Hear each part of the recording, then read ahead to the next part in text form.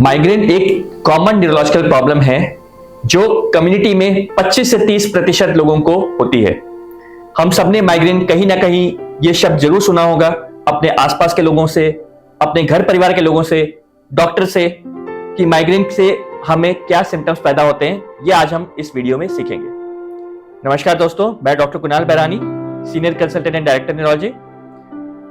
Migraine एक common neurological problem है जिसमें मरीज को हेडेक्स होते हैं, लेकिन ये एक नॉर्मल हेडेक की बीमारी नहीं है। इसमें जो हेडेक्स होते हैं वो भिन्न भिन्न तरह के होते हैं। किसी को हाफ साइड में हेडेक हो रहे हैं, किसी को पूरे सर में हेडेक हो रहे हैं। हेडेक्स की जो अगर हम क्वालिटी की बात करें तो हेडेक्स एक थ्रॉबिंग हेडेक होते हैं, मतलब ऐसे फटने वाले सर में दर्द होता है जिसको।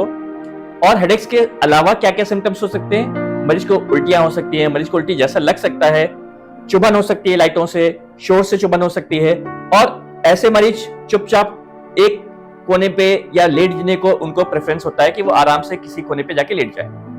क्योंकि माइग्रेन एक कॉमन बीमारी है, इसलिए मरीज को ये पता होना चाहिए कि अगर उनको ये सारे सिम्टम्स में कोई ऐसे सिम्टम है तो उनको तुरंत ही किसी न्यूरोलॉजिस्ट से कंसल्ट जरूर करना चाहिए।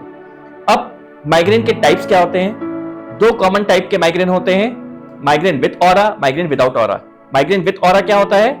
माइग्रेन विद ऑरा मतलब इन हेडेक के साथ साथ अलग तरीके सिम्टम्स, जैसे अचानक से आंखों के आगे फ्लैशेस ऑफ लाइट होना, आवाज सुनाई देने लगना, हाथ पांव में सुनपन आने लगना, झंझनाहट होने लगना, ये सारे सिम्टम्स माइग्रेन विद ऑरा में हो सकते हैं।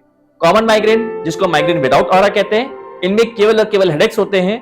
और इसके साथ साथ हेडेक्स के ट्रिगर फैक्टर्स जानने बहुत जरूरी है। ट्रिगर फैक्टर्स मतलब ये हेडेक्स कब पैदा हो सकते हैं, जैसे कि इंपॉर्टेंट ट्रिगर फैक्टर्स, अगर हम मील्स को स्किप करें, 2 मील्स के बीच में गैप ज्यादा हो, अगर हम स्पाइसी मील ज्यादा खाएं, खट्टी चीज ज्यादा खाएं, चीज, कैफीन, चाय, कॉफी, ये सारे के सारे ट्रिगर होते हैं माइग्रेन के।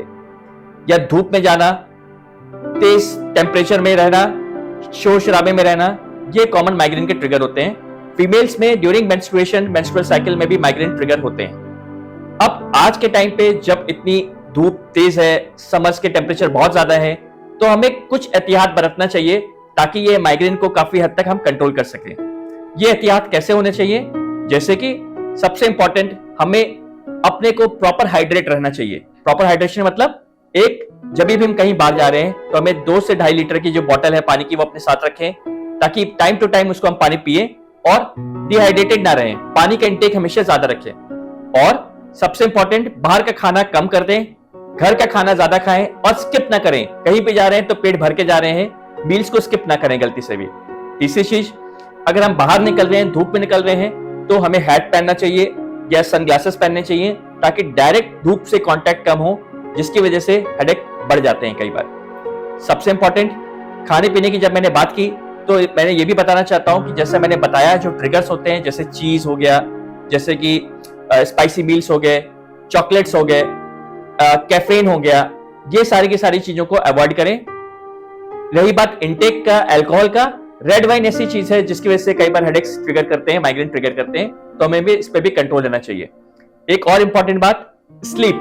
बिकॉज समर्स में हमने कई बार देखा है कि लोगों की नींद प्रॉपर नहीं हो पाती है, देर रात तक मरीज जगे रहते हैं, तो इसके लिए भी ये ध्यान रखना है कि अगर हम स्लीप प्रॉपर नहीं लेंगे तो माइग्रेन के ट्रिगर हो सकते हैं और माइग्रेन कॉमनली प्रेसिपिटेट हो जाता है। तो ये जितने भी मैंने आपको समझाए रिस्क फैक्टर्स और जितनी भी चीजें मैंने बताई, इनका बहुत ध्यान रखना है, ताकि समर में जहां कॉमनली हम लोग माइग्रेन देखते हैं बढ़ गए हैं लोगों में, इनको हम काफी तक कंट्रोल किया जा सके। Thank you.